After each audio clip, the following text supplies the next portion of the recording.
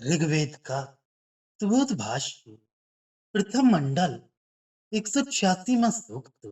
सबका कल्याण करने वाला सविता देव अच्छी तरह प्रशंसित होकर हमारे यज्ञ में अन्न से युक्त होकर आए।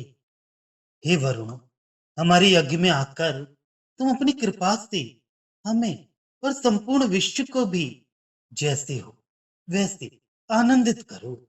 परस्पर प्रीत करने वाले मित्र वरुण और श्रेष्ठ अर्यमा, ये सभी शत्रुओं पर आक्रमण करने वाले देव हमारे पास आए और जिस प्रकार हो सके उस प्रकार वे सब हमें बढ़ाने वाले हों तथा शत्रुओं को हराने की शक्ति से युक्त होकर वे हमारी शक्ति को नष्ट करें। जो शत्रुओं का विनाशक और सबके साथ प्रेम पूर्वक रहने वाला है, ऐसे तुम्हारे अत्यंत प्रिय और अतिथि के समान पूज्य अग्नि की स्तोत्रों से स्तुति करता हूं। जिस प्रकार वरुण हमें उत्तम कीर्ति को देने वाला हो तथा शत्रुओं पर आक्रमण करने वाला और विद्वान वे वरुण हमें अन्न से पूर्ण करे। सभी थनों से उत्पन्न होने वाले अनेक प्रकार के दूध में सभी दिन तेज को देखता हुआ मैं हे देवों शत्रुओं को जीतने की शक्ति को पाने की इच्छा से नम्रता पूर्वक दिन और रात के समय उसी प्रकार आता हूं जिस प्रकार उत्तम दुधारू गाय दिन और रात के समय ग्वाले के पास आती है और अहिर्बुधन्य देव हमें सुखी करें। और जिस प्रकार माता अपने बच्चे को तृप्त करती है उसी प्रकार जल से तृप्त करने वाली नदी हमारे पास आई। मन के समान वेगवान तथा बलशाली घोड़े जिसे ले जाते हैं, ऐसे जलों को न गिराने वाले अग्नि का जिससे हम सेवा कर सकें। इस यज्ञ में आकर विद्वानों के साथ मिलकर प्रेम से रहने वाला तुष्टा देव हमारे पास सीधे आए और मनुष्यों को तृप्त करने वाला बहुतों से प्रशंसित तथा वृत्र को मारने वाला इंद्र हम मनुष्यों के इस कर्म में आए।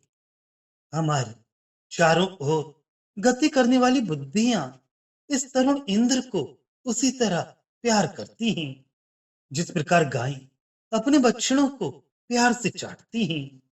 और उस अत्यंत यशस्वी इस इंद्र को हम मनुष्यों की वाणियां उसी तरह घेरती हैं जिस प्रकार संतान को उत्पन्न करने वाली स्त्रियां पतियों को रथ पर बैठे हुए रक्षक गणों की तरह शत्रुओं को खा जाने वाले मित्र के समान सबसे मिलजुल कर रहने वाले तेजस्वी चित्र विचित्र घोड़ों वाले समान मनोभावों वाले महती शक्तियों वाले मरुत तद्यावा पृथ्वी हमारे इस यज्ञ में आकर बैठे। जब उत्तम स्तुति होने पर वे मरुदगण घोड़ों को अपने रथ में जोड़ते हैं। इसके बाद मेघ से रहित दिन में जिस प्रकार सूर्य अपने प्रकाश से सब स्थानों को सींचता है उसी प्रकार इन मरुतों की सेना तभी ऊसर जमीन को जल से सींचती है। तब इनकी कीर्ति और बढ़ जाती है। अश्विनियों की उषा की जो देव अपनी शक्ति से संपन्न है, जो द्वेष न करने वाला विष्णु है, वायु है, सबका पति इंद्र है, उन सबकी अपने रक्षक के लिए अच्छी तरह स्तुति करो। मैं भी सुख पाने के लिए इन देवों की अच्छी तरह प्रशंसा करूं।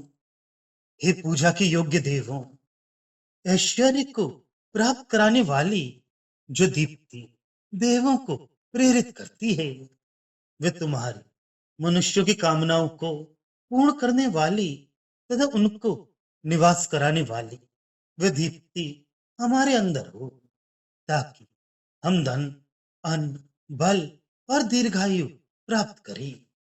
भावार्थ, सब लोगों का कल्याण करने वाला देव हमारी स्तुतियों से प्रसन्न होकर हमारे यज्ञ में अन्न से युक्त होकर आए सभी देव तरुण ही, वे कभी वृद्ध नहीं होते।